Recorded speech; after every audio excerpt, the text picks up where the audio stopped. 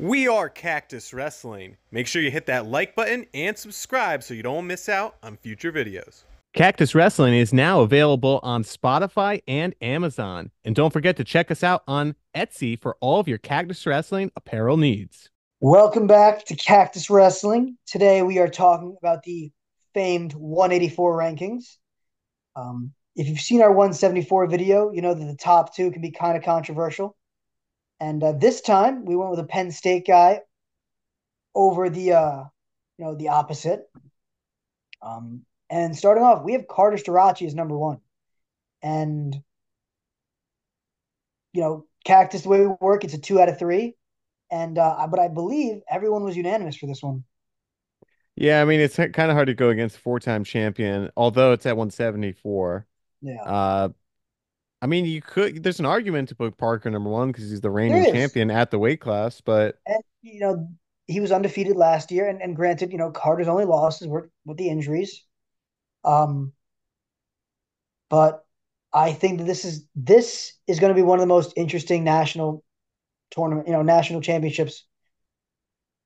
I'm super looking forward to following 74 and 84 for the potential of the matchups in the finals. Um, if you know me, I'm going to go with Carter. Uh, Jack and I were talking a little bit off screen about some of the history between these guys. Because they have wrestled before, and a lot of people don't realize that, is Parker is actually undefeated against Carter Starachi. Um, granted, undefeated, as if they've yeah, wrestled so many times before. granted it was one win in Fargo in freestyle in 2018. Parker won 9-6 over Carter in the Fargo freestyle finals in 2018, and that was 6 years ago, and a lot's changed. I mean, both guys are incredibly good wrestlers, top guys. I mean, we saw really two different styles. You know, I like Carter a lot, but I don't typically see him as the bonus point machine that Parker Keckheisen is. And Parker just goes out and just annihilates people. And we really saw that once Aaron Brooks was not in the weight class, is he just ran train on the field.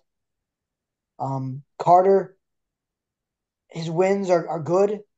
They're convincing, but it's like a dominant 9-3 kind of victory where he got, two takedowns, an escape, a ride out, maybe gave him a reversal or cut the guy early. Um, but it's like Carter was in control the entire time. So Jack and I talked a little bit about this as well. Flo, Christian Piles put out kind of a short video about, is this Kyle Dake and David Taylor part two? And his point was, David Taylor was, the guy at 165, and Kyle Dake was doing his chasing up a weight class every year. David Taylor, fresh off a Hodge performance, just like we saw Parker Keckheisen, didn't win the Hodge, but was definitely, was one of the top guys in the running. He was up there with Aaron Brooks. A dominating win, ran the weight class, and now you have someone like Kyle Dake, named Carter Starachi, who's just won national championship after national championship in honestly closer matches. I mean, looking at Kyle Dake, 7-3 over Montel Marion, 8-1 over Frank Molinaro, 4-1 over Derek St. John. He wrestled the kind of Carter Starachi style, albeit Carter did have the pin over, Mikey Labriola.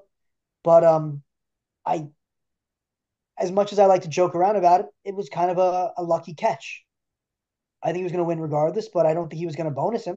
Wow, you're saying that now after Yeah, after years two after two of years, I saying feel that like, he willed that to happen yep, that is what I would say. Um, just because Mike's not here to yeah, witness it in person. exactly. I'm going to deny it too when the video comes out. I'll be like, I don't know what was going on there. Yeah. Um, but there is a very good scenario for it to be Kyle Dake and Carter Starachi and David Taylor being Parker Keckheisen. Um, I think it's probably the closest we're going to get to another kind of like all-star matchup rivalry. Again, Carter, maybe not the wrestler Kyle Dake is. Maybe he's better. Parker, maybe not the wrestler David Taylor is. Um, but I think it's two similar styles of guys that Parker's looking to score points, Carter looking to get those wins at any means necessary. And Yeah, I will. but Yeah, go ahead. I was gonna say, just like we saw though with Kyle Dake and David Taylor wrestling at the All Star Classic and then wrestling at the National Finals, I think we're gonna get the same kind of appeal here. We're gonna see a great first match, but an incredible third, second in this case. Yeah. I will say this. I think that it's one Carter.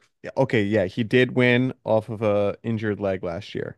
However, when guys actually took shots on him, they took him down. And we saw that in the first two matches at Nationals last year, Carter got taken down. He couldn't defend himself.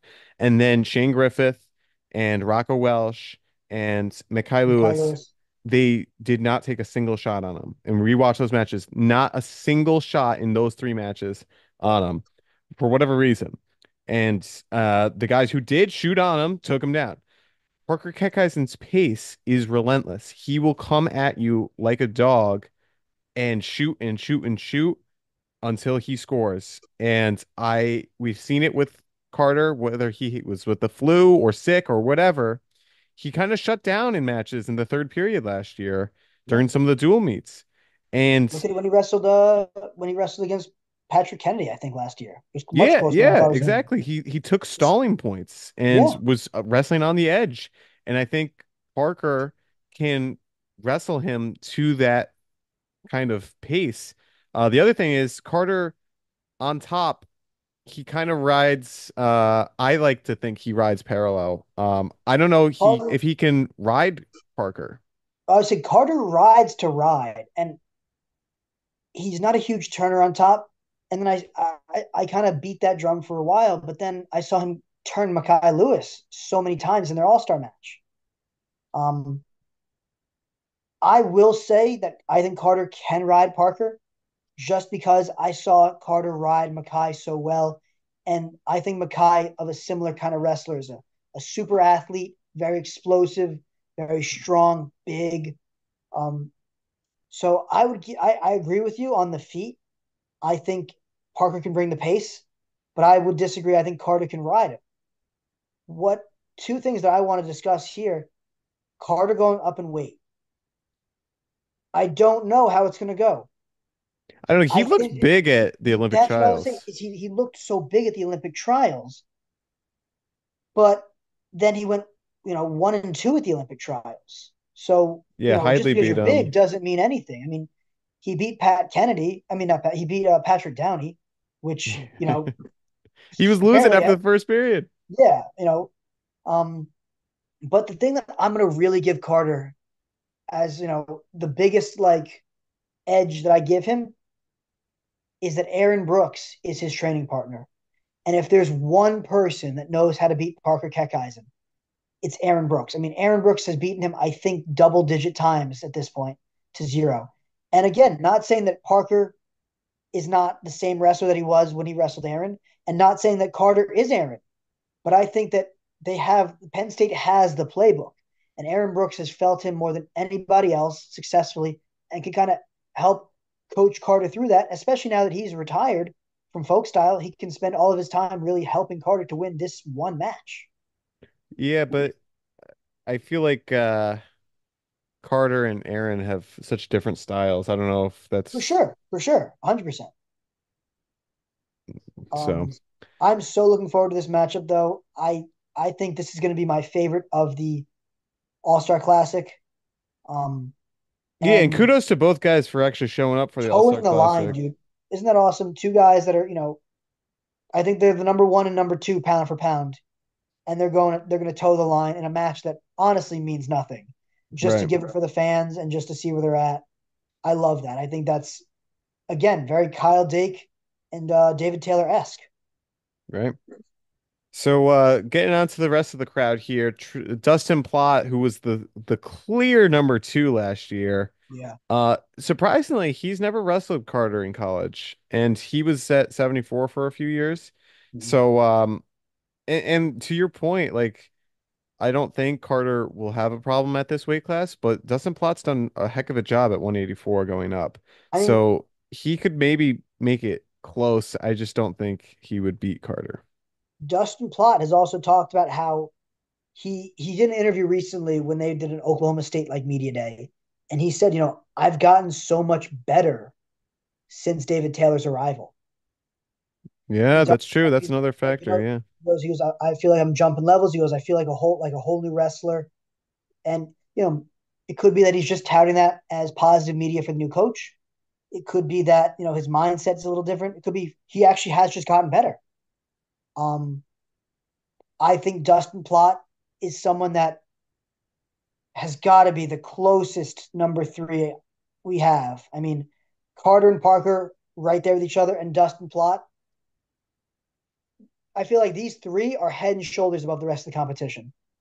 Now, I will say, I will put a caveat right here because um, while Bennett Berge is number 4 because he did take fourth place last year at this weight class, a guy that I don't have on this list is Trey Munoz because there is potential for him to be at 97 this year.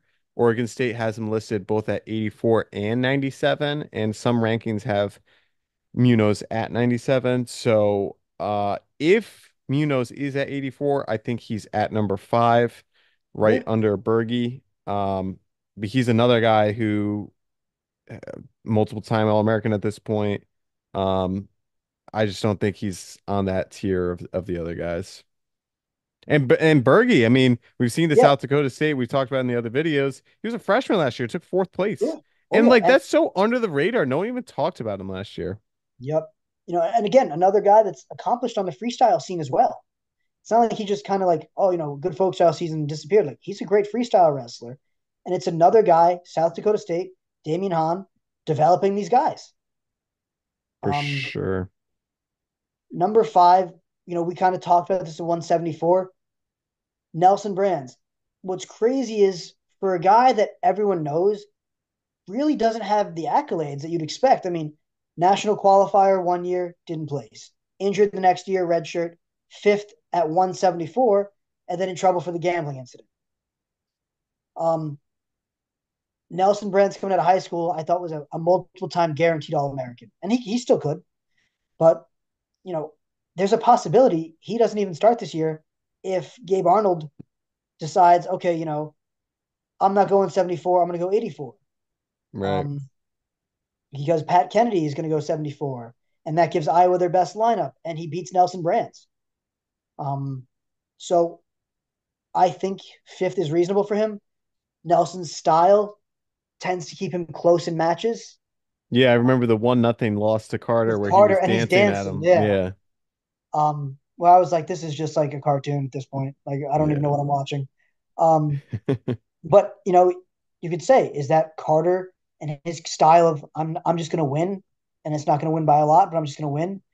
Or is it part of Nelson Brand's style where it's like, look, I'm more of a defensive guy, I keep matches close, and then I get my funk on with my dance. Yeah, exactly.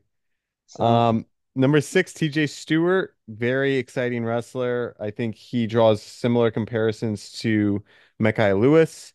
yes. He All-American last year, 7th place. I think he can be very dangerous. I said this way back in some video. He's a guy that has landmine potential where I could see him pulling off a massive upset against someone because he's that explosive, he's that talented, really. Mhm. It's just can he put it all together? And I remember you saying in high school that was his big thing, right? Just putting it all Yeah. together. So you know, I followed TJ Stewart when he was at Blair. Um, and he kind of got some negative looks at the late tail end of his career. I mean, I believe, if I remember correctly, he missed weight at some big events. I actually think he missed weight at Prep Nationals as like the 1 seed.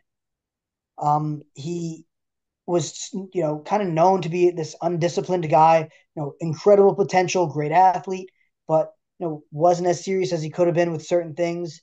And it seems like Virginia Tech really steered his ship in the right direction. And again, we've talked about this before.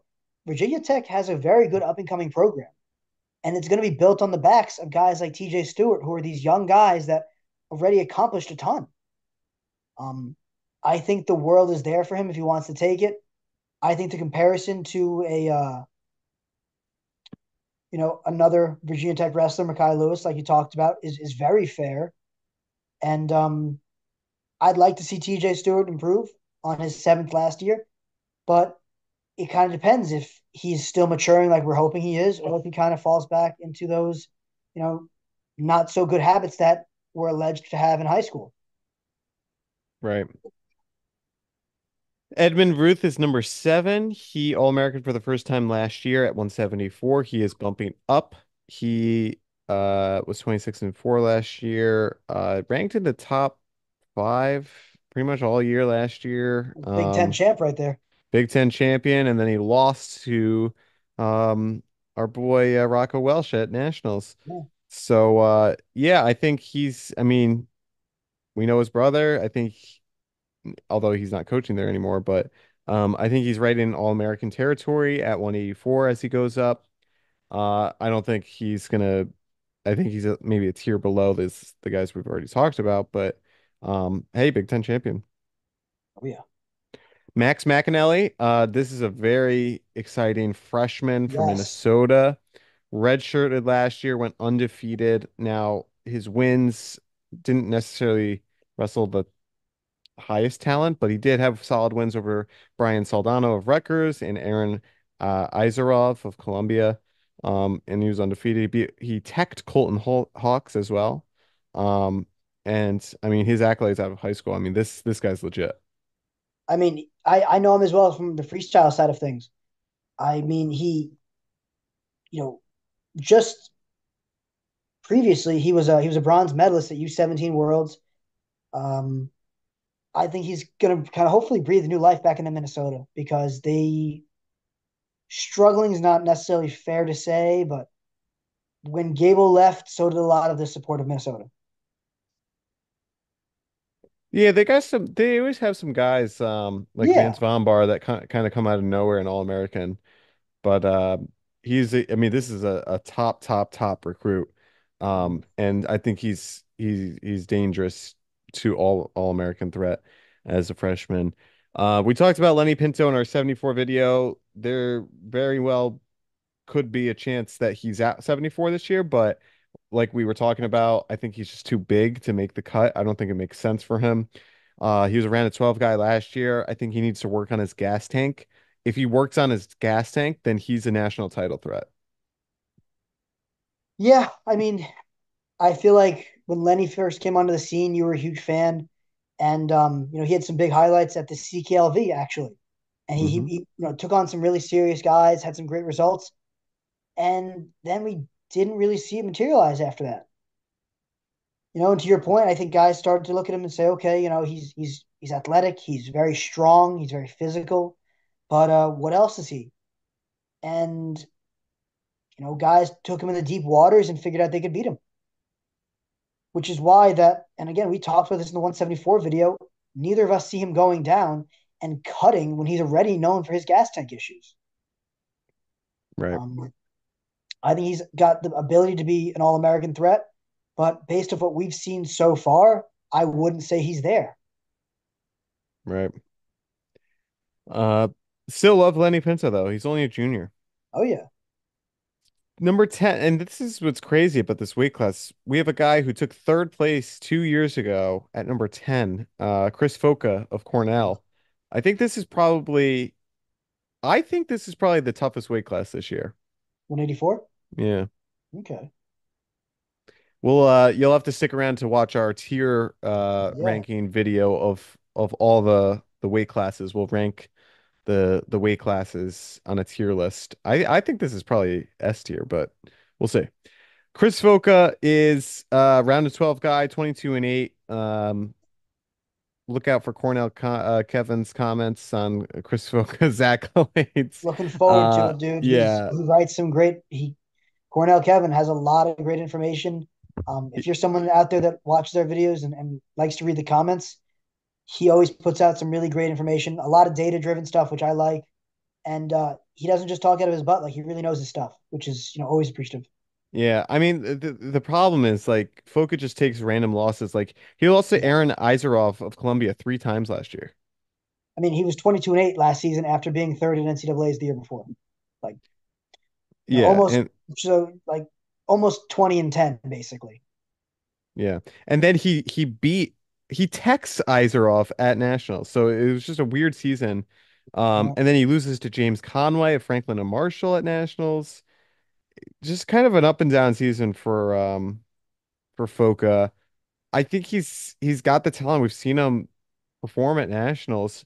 I just think against this field, I mean, we've seen him wrestle with Carter and not really be competitive.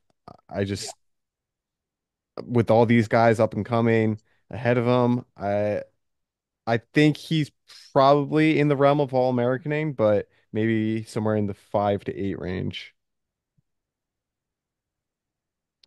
Number 11, a guy you love, Jackson Smith of Yeah, Maryland, he coming I'm a down big a fan weight of. class this year.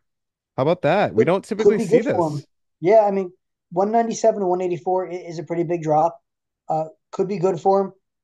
You know, I thought He wasn't Jackson's a big 97 pounder 97. though. No, not really.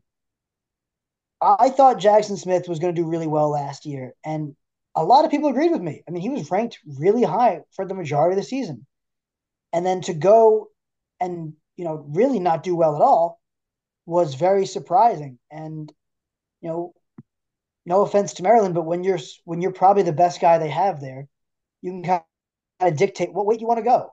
And I think Jackson Smith is saying, look, I wasn't a big 97. I'm going to take a stab at 84, and maybe I could, really get back to what I was doing and make more of a run. Yeah. But Um, I still don't think he's quite. You know, again, I've been in this corner for 2 years now, and 2 years I've kind of been disappointed. So I'm not ready to say that he's going to be better at 84 than he was at 97. But I think 11's a good spot for him for now. yeah, I mean he had a 5-2 match with Trent Hiley last year. He had a 7-3 loss to Stephen Little, both guys All-Americans. He uh I mean he got majored by Aaron Brooks, but everyone did Everyone last did. year. You know? So yeah, definitely interesting to see how he does at 184. Colton Hawks in the lineup for Missouri. We talked about him, how Max McAnally teched him. He's number 12. That just gives more credit to Max McAnally, really. Dylan Fishback, NC State, round of 12 guy as well. Those NC State guys just struggling at NCAA's, man. Yeah, the rankings always have them super high because they have high seeds. Yeah, And and they do well throughout the year, and then just I don't know, just NCAA's, it's their kryptonite. granted, Fishback was a freshman last year, round Yeah, of 12 as freshman. I mean, that's super pretty good, pretty impressive. good. But yeah, I just think with this field, I don't think I don't see him cracking through. Um, and just the depth. I mean, like looking at these round of 12 guys, not even in the top 10. Yeah, Super impressive. Jaden Bullock, Michigan. He'll be a senior, around a 16 guy. Ryder Rogotsky, another landmine cradle pinner. And then that's okay. Evan Bachman, we know that he goes to Iowa State. yeah, okay. But he was a transfer. He was where was he? He was at Oof. Utah Valley, I think. I Let's want to say see. Utah Valley. Evan, Evan Bachman. Yeah, Utah Valley last Yeah, year. 3-time national qualifier. Previously at Cal Baptist before that. Now at Iowa ooh, State. ooh. You know what's Hopefully, funny about him though? You know where he's like his hometown where? from Alaska, dude, like Anchorage. Like, Wow. how often do you see an Alaskan wrestler go on to wrestle Division One and then go on to be someone that's like national qualifier level? Love that. Yeah, that's And now awesome. the starter for Iowa State. Yeah, that's got to be a very different world, Anchorage to Iowa State. That's yeah, yeah. That's I mean, that's a top 5 program. Yeah, So there you he's have it. definitely good. Those are our 184-pound rankings. I know Carter and Parker steal the spotlight at this weight Yeah, class, but rightfully so. I mean, this is a super match. We've talked about it before, and we're going to talk about it all season long because these are probably pound for pound. I think Flo I mean, stay tuned for our pound for pound rankings after heavyweight, but I think these are pound for pound probably. There's an argument that they could be 1-2. Yeah, for sure. Definitely a good argument for that. Yeah. So that just speaks to the talent here, and let us know where you see the cards flying on this one for the season. Drop a comment down below. Thanks so much for watching. We are Cactus This wrestling. Wrestling. Thanks for watching. We are Cactus Wrestling, and we'll see you next time on our next video.